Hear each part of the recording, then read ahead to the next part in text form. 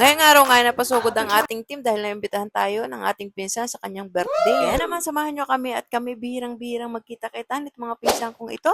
At ayun na nga mga tiyang, pagkarating namin sa kanila, iinaya agad kami ng isa kong pinsan na pumunta daw kami dito sa SNR at may bibilihan lang daw sila. Kami naman sumama. At pagkatapos nga, bumalik na ulit kami sa bahay at ito nga't naka-ready na yung mga pagkain. Na-ready na lahat nila. So iniintay na nga lang yung iba pang bisita. Tingnan mo naman, napakadaming handa. Kala mo naman, ang daming bisita. Aba. At mamaya nga mga tiyang, ipopodrate natin lahat itong pagkain ito. Titikman natin lahat. Kung pasado nga ba sa ating panglasa, ay di wow. Makikikain ka na nga lang, mag-podrate ka pa. At dito nga, kinantahan na namin yung birthday celebrant. 18th birthday na niya ngayon. Happy birthday, happy birthday, happy birthday to you. So, yun nga, matapos nga ng kantahan, alam niyo na ang kasunod dyan, kain na naman. Yes! At ito na nga, pinakahihintay ng lahat. At sabi ko nga sa inyo, magpupodray tayo. Meron dito tayong spaghetti, meron tayo ditong menudo, pansit, saka barbecue, meron tayong palabok, biko, at saka yung chicken. Yan, di mawala yung cake syempre. At meron tayong crab doon sa dulo. At ito na nga, tikiman time. So, ina na nga natin itong spaghetti nila, yung luto ni Kat na spaghetti. Ito, lasang Italiano, yung version ng spaghetti niya. Tinikman din natin itong chicken nila. Yung chicken nila, edi syempre, lasang chicken, no? Yung barbecue naman, lasang barbecue din. Pero, ang rate nito para sa akin, yung spaghetti, 10 out of 8. Yan. Pwede na yung lasa ng spaghetti. Yung tuna, hindi ko na nailagay doon sa 8. Ay, thank ko yung cheese. Kulang siya cheese. Wow. So, next naman natin ipopodrate yung kanilang palabok. Luto din to ni Kat. Pinsan ko. Yan, tikman natin. Mukhang masarap siya guys, yung sauce niya. Oh. May tinapa daw to. Tsaka, may hipon daw yan. Di ko makita yung hipon. Yung pala, nasa loob pa yung hipon. Di na ilabas. Ayan, yung palabok niya, masarap naman. Yan, medyo salty nga lang ng konti. Nakikikain ka na nga lang ng food rate ka pa. So, yung rate ko dito, mga tiyang, ay, 7. 7 tayo dyan. Ay, 6 pala, maalat. So, next naman natin itong pizza from SNR. Siyempre, hindi ko na ito i-rate kasi hindi naman ito luto ng mga pinsan ko eh. Pero masarap siya, ma-cheesy siya, hindi siya masyadong maumay. Sakto lang. So, dito naman, after namin kumain, nagkatuwaan kami, kantahan.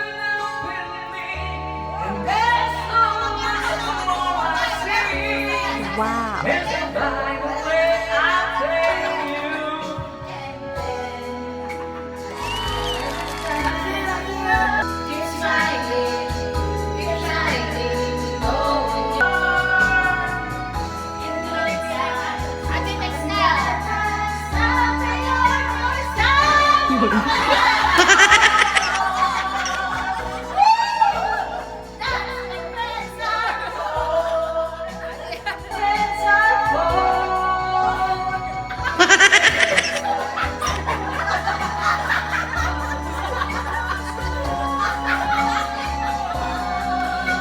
After nga ng singtonado natin, ay ito naman, napadisco naman itong mga pinsan ko. Talaga naman, Wow. kadami nga ng mga talent ng mga pinsan kong ito eh. Hindi mo lang nahawahan kahit kaunti.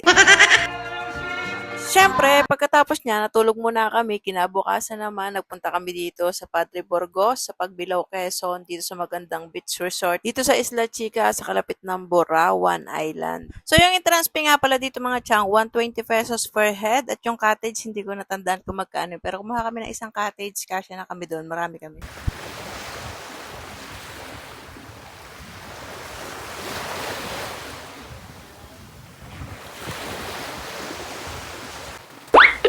Pagkatapos nga ng aming swimming, kami lumarga na at kami naghiwa-hiwalay. Yung iba namin pinsan ay palupis, kami naman ay palugo na, kami napadaanan na dito sa Quatogs. At dahil nga kami ay pagod, ay naisipan namin tikman itong lumi dito sa Quatogs. Masarap daw dito, sabi ng pinsan ko, lagi daw sila kumakain dito. So after nga, ng pagkatapos, dumating na yung aming order at ito nga tagpisa na kami nitong merong sibuyas na bida-bida. Dinurog na nga rin namin yung sili para nga mas maanghang at masarap kainin itong chami. Nagustuhan ko nga rin yung kanilang chicken, may kakaibang lasa kahit naman parang ang simple lang ng chicken pero masarap siya. Pag ginabagay nga yung chicken dun sa chami, lagyan mo pa ng egg tapos lagyan mo ng kaldo. First bite. Dahil nga chami ito at tamis anghang, mas bagay siya pag may kanin. Kaya yung pinsan ko, pansinin mo may kanin. Ipagka-sweetie talaga yung pansit nila, mas masarap siya kung pipigyan mo ng kalamansi. Pero ang mas nagustuhan ko talaga dito, yung chicken nila at saka yung lumi. Yung lumi nila, sakto lang yung lasa, hindi maalat. Sakto lang talaga. Yun yung mga gusto kong timpla. Tapos yung lalagyan mo ng sibuyas at saka sili na may toyo. Grabe, ang sarap.